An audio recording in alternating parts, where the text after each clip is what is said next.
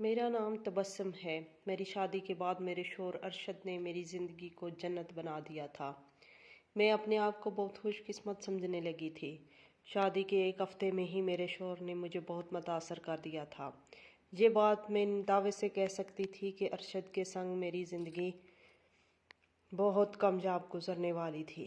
ارشد کو آفس سے 2 ہفتوں کی ہی چھٹیاں ملی تھی۔ ایک ہفتہ شادی کی تقریبات میں گزر گیا اور دوسرا ہفتہ تو ایسے پر لگا کر گزرا کہ کچھ پتہ ہی نہ چلا۔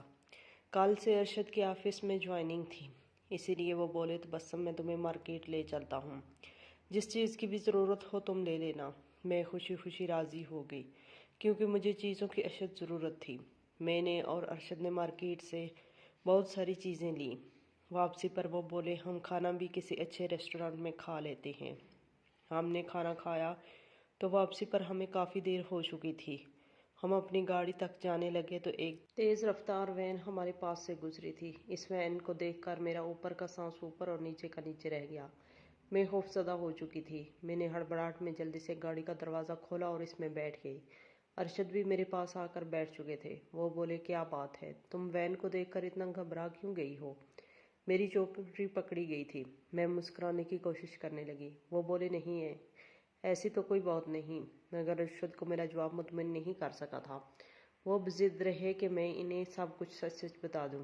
ایک لمحے کے لیے تو دل میں آیا کہ میں ان سے وہ سب کہہ دوں جو مجھ پر بیتا ہے۔ یقیناً میری بات کو وہ بخوبی سمجھ سکتے تھے، مگر دل میں ایک خوف سا بیٹھا تھا کہ کہیں ایسا نہ ہو وہ مجھ سے خفا ہو جائے اور شادی کے شروع دن کسی پریشانی میں گزر جائے۔ اسی لیے میں نے بات بنا دی کہ مجھے تیز رفتار چیزیں دیکھ کر بہت خوف آتا ہے۔ ارشد میری بات سن کر پرسکون ہو چکے تھے، جبکہ جو سچ تھا وہ شاید میں کسی کو بھی نہیں بتا سکتی تھی، کیونکہ وہ میری زندگی کا سب سے بھیانک سچ تھا۔ رات کو ہم گھر پہنچے تو میری ساس اور نند جویریہ نے عدالت لگائی ہوئی تھی۔ میری ساس بولی ارشد میں اسی دن سے ڈرتی تھی کہ تم شادی کے بعد میرے ہاتھوں سے نکل جاؤ گے، اپنی کنواری بہن کو بھی فراموش کر دو گے۔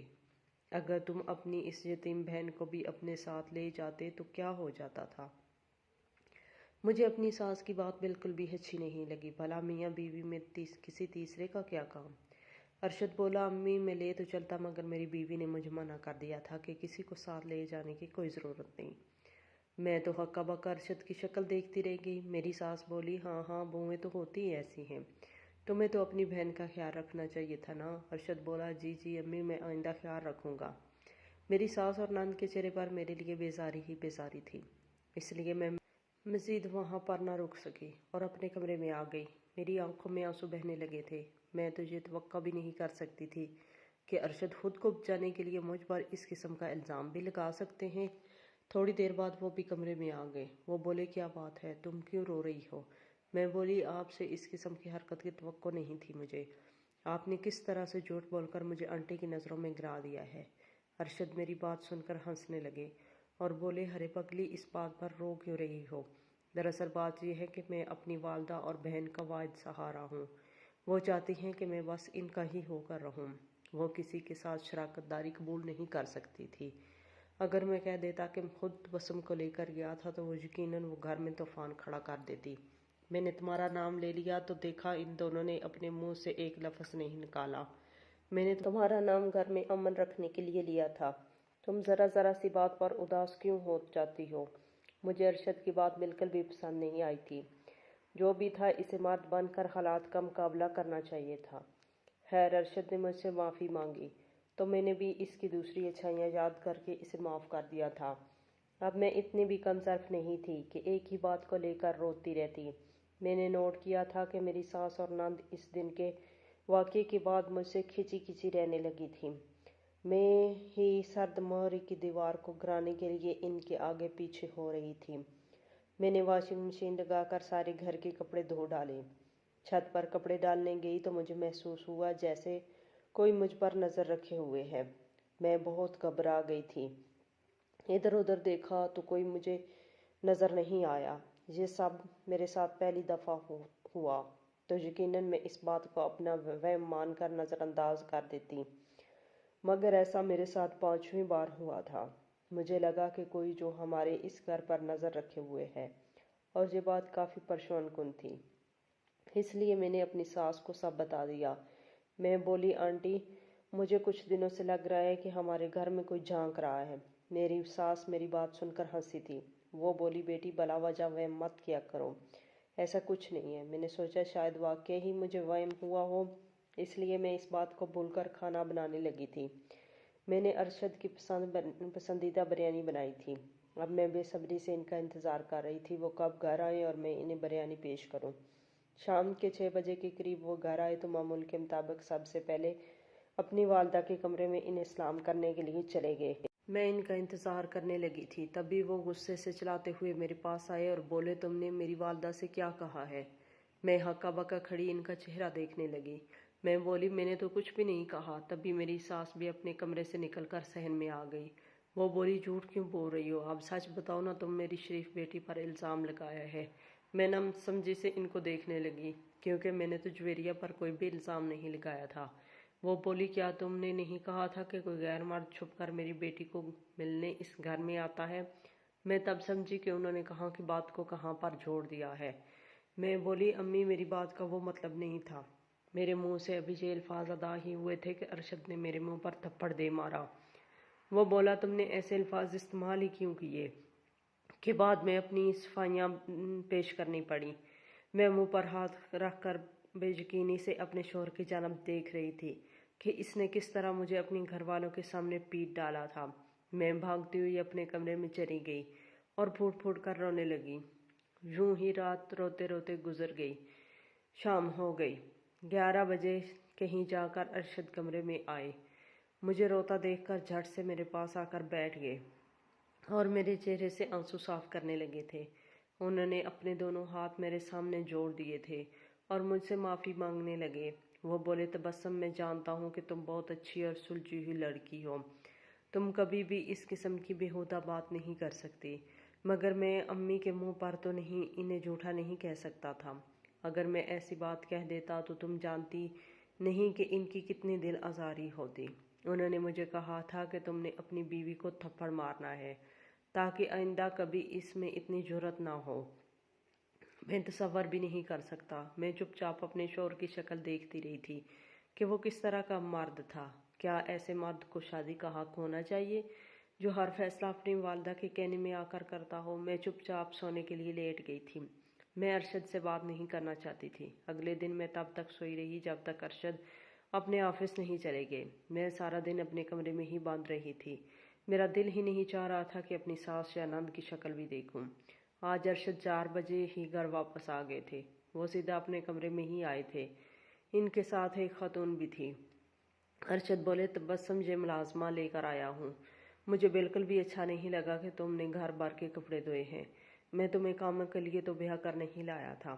ارشد بولے میری عزیزہ آپ نے تبسم کے کہنے پر ہی کام کرنا ہے، جیسے یہ کہے بالکل ویسے ہی کرنا ہے، اور یہیں آپ کو تنخواہ بھی دیں گی۔ ارشد نے مجھے بہت مان دیا تھا۔ ایک دم سے میرا دل پگھل گیا تھا۔ اب میں ساری بات سمجھ چکی تھی کہ میرا شوہر بذات خود برا انسان نہیں ہے، بلکہ وہ اپنی والدہ اور بہن کے ہاتھوں کٹ پتلی بنا ہوا ہے۔ میں سوچنے لگی کہ میری نند کی شادی ہو جائے گی تو گھر میں سکون ہو جائے گا، کیونکہ تب میری ساس رہ جائے گی، ایسے میں مجھ سے بنا کر ہی رکھیں گی۔ ارشد کمرے سے باہر نکلے تو جویریہ میرے کمرے میں آ گئی۔ وہ زارکتار رو رہی تھی۔ اس کو ایسا روتا دیکھ کر میں گھبرا گئی کہ نہ جانے اب مجھ پر کون سا الزام لگنے والا ہے۔ تبھی جویریہ نے میرے سامنے ہاتھ جوڑ دیے اور بولی بھابی خدا کے واسطے مجھے معاف کر دیں۔ کل جو کچھ بھی ہمارے گھر میں ہوا ہے اس بات کا تذکرہ آپ اپنے بھائی یوسف سے مت کیجیے گا۔ میں تو اس کے بعد سن کر حیران رہ گئی۔ بھلا یہ بات ہوئی اسے یوسف سے کس بات کا ڈر تھا؟ خیر وہ میری بات سنے بغیر ہی اٹھ کر چلی گئی تھی۔ اگلے ہی دن یوسف ہمارے گھر آ گیا تھا۔ وہ بہت خوش تھا، جبکہ جویریہ کے پاؤں ہی زمین پر نہیں ٹک رہے تھے۔ وہ بھاگ بھاگ کر مزے مزے کے کھانے بنا رہی تھی۔ یوں تو کبھی اس نے کچن میں جھانک کر بھی نہیں دیکھا تھا۔ میں سب سمجھ گئی تھی کہ دال میں کچھ کالا ضرور ہے۔ اگلے دن یوسف کی کال آئی تو وہ بولا باجی آپ سے ایک بہت ہی ضروری بات کرنی ہے، آپ مجھے یہ بتائیں کہ آپ کی نند کیسی ہے؟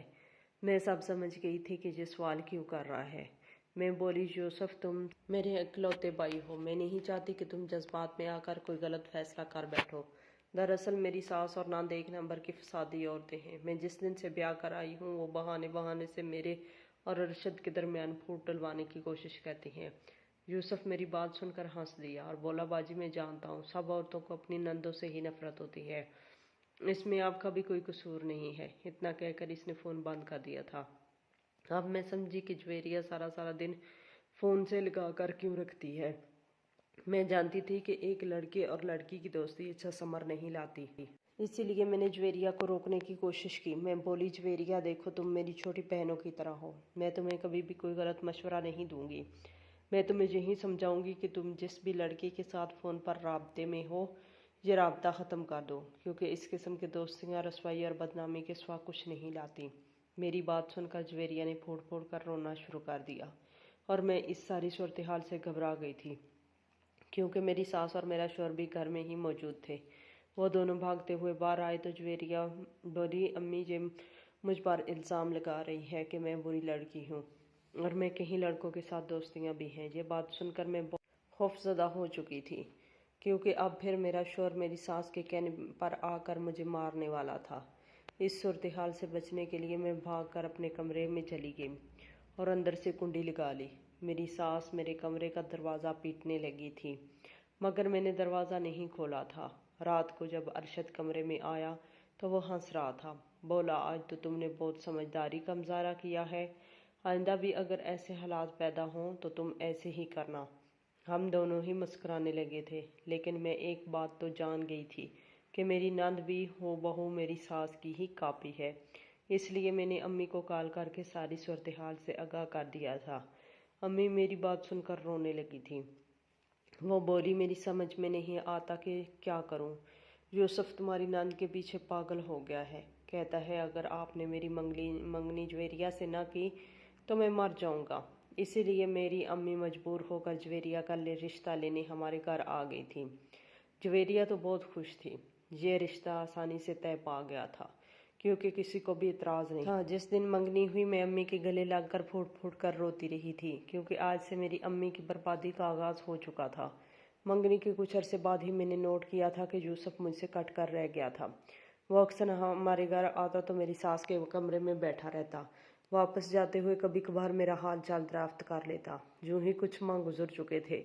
एक रोज़ मेरी अम्मी ने मुझे बताया कि तुम्हारी नंद भला वजह ही बात बात पर यूसुफ से झगड़ा करने लगी है और यूसुफ शादी से पहले ही तंग आ चुका है।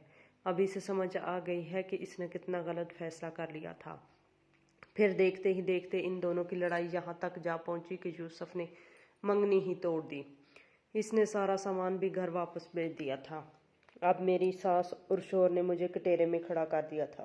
वो कहते थे कि किसी भी तरह यूसुफ को मनाओ कि वो इतनी बड़ी हिमाकत ना करे जो ज्वेरिया के साथ मंगनी ना ख़त्म करे। मैं बोली, यूसुफ मेरे कहने में नहीं की है, इसने तुझे मंगनी करते वक्त मुझसे मशवरा भी नहीं मांगा था। मैं इस सारे मामले में कुछ भी नहीं कर सकती। तभी मेरी सास ने अरशद को आंखों ही आंखों में इशारा किया था। अरशद बोला, तो बस मेरी बहन का घर उजड़ जाएगा और यूसुफ की बहन का घर बसता रहे। ऐसा तो मैं हरगिज़ नहीं होने दे सकता, इसलिए मैं तुम्हें तलाक देता हूँ। अरशद की बात सुनकर मैं सदमे में आ गई। इसने खड़े खड़े मुझे 3 तलाकें दे दी थी, जबकि मैं अरशद के पैरों में बैठकर रो रही थी। मैं किसी भी सूरत अरशद से जुदा नहीं होना चाहती थी। बेशक इसकी माँ और बहन ने मुझे बहुत जलील किया हुआ था, मगर अरशद ने मुझे हर खुशी दी थी, मेरी हर ख्वाहिश पूरी की थी। अरशद ने मुझे कहा था कि मैं अपना सामान उठाकर अपने घर चली जाऊं, मगर मैंने जाने से इनकार कर दिया और अपने कमरे में आकर बंद हो गई। 2 दिन ऐसे ही गुजर गए। तीसरे दिन अरशद मेरे पास आकर मुझसे माफ़ी मांगने लगा और बोला कि मैं अपनी माँ के कहने पर बहुत बड़ी गलती कर दी है। यकीन करो मैं खुद भी बहुत पछता रहा हूँ। अब तुम्हें अपने घर जाना होगा। मगर मैं एकदम से बोली, अरशद मैं तुम्हें छोड़कर कहीं नहीं जाऊँगी, मैं तुम्हारी खातिर हिलाला करने को तैयार हूँ। अरशद मेरी बात सुनकर हैरान रह गया, मगर फिर वो मेरी बहुत मेहनत करने पर मान गया। मैंने इद्दत के दिन वहीं पर गुजार दिए थे। मेरी सास और नंद ने मुझे बहुत परेशान किया, मगर अरशद ने मुझे चुप रहने का कहा। मेरी इद्दत पूरी हुई तो मैंने हलाले के लिए अरशद को फिर से कहा और ये भी कहा कि हलाले के बाद हम फिर से निकाह कर लेंगे।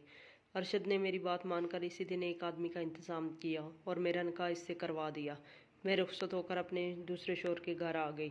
تھوڑی ہی دیر گزری تھی کہ میرا دوسرا شوہر کمرے میں آ گیا۔ اس نے یوں ہی میرا گھونگھٹ اٹھایا تو میری چیخیں نکل گئیں، کیونکہ وہ تو یہ اس وقت کی بات ہے جب میں 17 برس کی تھی۔ میں کالج جایا کرتی تھی، مجھے پک اینڈ ڈراپ ابو ہی کیا کرتے تھے۔ ایک دن میں کالج سے نکلی تو ایک وین میرے پاس آ کر رک گئی تھی۔ ڈرائیور نکل کر بولا، میڈم آج آپ کے ابو آپ کو لینے نہیں آ سکتے، انہوں نے مجھے بھیجا ہے آپ کو لینے کے لیے۔ میں چپ چاپ اس وین میں بیٹھ چکی تھی اور مجھے گھر کی بجائے کسی اور طرف لے کر جا رہا تھا۔ تب میں بے حد گھبرا گئی تھی۔ میں بولی، انکل آپ مجھے کہاں لے کر جا رہے ہیں؟ میرا گھر تو اس راستے میں نہیں آتا۔ اس نے میری کسی بات کا کوئی جواب نہیں دیا تھا۔ میں بے حد خوف زدہ ہو چکی تھی۔ پھر اس نے ایک جگہ وین کو روکا اور میرا ہاتھ پکڑ کر اس نے ایک دوسرے آدمی کے ہاتھ میں تھما دیا تھا اور وہ مجھے کھینچتا ہوا اپنی کالی گاڑی کی طرف لے کر جانے لگا تھا۔ میں چیخنے لگی۔ تبھی ایک لڑکا تیزی سے میری جانب بھاگتا ہوا آیا تھا اور اس نے شور ڈال دیا اور چور چور کہنا شروع کر دیا۔ سب لوگ ہماری طرف متوجہ ہو چکے تھے۔ میرے اغوا کار اس صورتحال سے گھبرا گئے اور مجھے وہیں چھوڑ کر فرار ہو گئے تھے۔ اس لڑکے نے مجھے دیکھا تو مسکرانے لگا اور بولا، شکر ہے آپ محفوظ ہیں۔ وہ لڑکا مجھ سے محض 5 سال ہی بڑا ہوگا اور بولا، آپ فکر نہ کریں، آپ محفوظ ہاتھوں میں ہیں۔ پھر اس نے ایک ٹیکسی روکی اور مجھے اس میں بٹھا کر میرے گھر تک چھوڑ آیا تھا۔ اس نے مجھے بتایا کہ وہ فروٹ کی ریڑھی لگاتا ہے۔ میں نے یہ بات کسی کو بھی نہیں بتائی تھی۔ میرے اندر خوف بیٹھا ہوا تھا۔ بس اسی دن سے مجھے وین سے بہت ڈر لگتا تھا۔ آج میری دوسری شادی ہو چکی تھی اور میرے شوہر نے میرا گھونگھٹ اٹھایا تو میں یہ دیکھ کر حیران رہ گئی تھی کہ وہ کوئی اور نہیں تھا بلکہ وہی پھل فروش تھا جس نے مجھے آزاد کروایا تھا۔ میرے چہرے کے تاثرات دیکھ کر بولا، کیا تم نے مجھے پہچان لیا؟ میں نے اسباب میں سر ہلا دیا اور بولی، میں اپنے محسن کو کیسے بھول سکتی ہوں؟ میری بات سن کر اس کی آنکھوں میں آنسو آ گئے۔ وہ بولا، تبسم میرا نام اکبر ہے۔ میں نے جس دن تمہیں اغوا کاروں سے بچایا تھا میں اسی دن تمہاری محبت میں مبتلا ہو گیا تھا، مگر میں اپنا رشتہ بھیجنے سے پہلے کوئی کاروبار کرنا چاہتا تھا، کیونکہ مجھے پتا چلا تھا تمہارے گھر والے کسی بھی صورت تمہاری شادی ایک فروٹ بیچنے والے سے نہیں کریں گے۔ اس لیے میں نے دن رات محنت کی اور اتنے پیسے بنا لیے کہ میں نے ایک کپڑے کی شاپ بنا لی تھی، اور پھر جس دن میں نے اپنی ماں کو تمہارے گھر بھیجنا تھا مجھے پتا چلا کہ اسی دن تمہاری شادی ہو گئی تھی۔ میں نے یہ صدمہ بڑی مشکل سے برداشت کیا۔ میں تمہاری ایک جھلک دیکھنے کے لیے اکثر تمہاری گھر میں بھی آیا کرتا تھا۔ پھر میں نے تمہارے شوہر سے دوستی لگا لی تھی۔ ایک روز اس نے مجھے بتایا کہ اس نے تمہیں طلاق دے دی ہے اور اب حلالے کے لیے اسے ایک آدمی کی ضرورت ہے۔ تب اس نے مجھے یہ کام کرنے کے لیے کہہ دیا تھا۔ اس کی بات سن کر میں خوشی سے جھوم اٹھا تھا اور تمہارے شوہر سے کہہ دیا تھا کہ میں حلالہ کرنے کو تیار ہوں، کیونکہ یہ چند دن میں تمہارے ساتھ گزارنا چاہتا تھا۔ اس دن کے بعد اکبر نے مجھے اتنی خوشیاں دی تھی کہ میں حیران رہ گئی۔ وہ بہت اچھا انسان تھا۔ شادی کے تیسرے دن اس نے مجھے طلاق دے دینا تھی۔ وہ میرے پاس آ کر بیٹھ گیا اور بولا، تبسم میں تمہاری ہر خواہش تو پوری نہیں کر سکتا، مگر تمہیں عزت مان اور پیار دے سکتا ہوں اگر تم سے درخواست کرتا ہوں کہ تم مجھے چھوڑ کر اپنے پہلے شوہر کے پاس واپس مت جاؤ۔ میں تمہاری ساس اور ارشد کو بہت اچھے طریقے سے جان گیا ہوں۔ ارشد ہمیشہ اپنی ماں کی بات مانتا آیا ہے۔ اس کی ماں ایک اچھی عورت نہیں ہے، وہ ایک جھگڑالو عورت ہے۔ ارشد کبھی بھی تمہارا ساتھ نہیں بن سکتا۔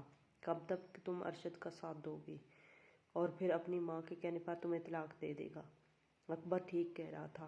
اس کے سمجھانے پر میں نے اپنا فیصلہ بدل لیا تھا۔ میں نے ارشد کو کہہ دیا تھا کہ میں اکبر سے طلاق نہیں لوں گی۔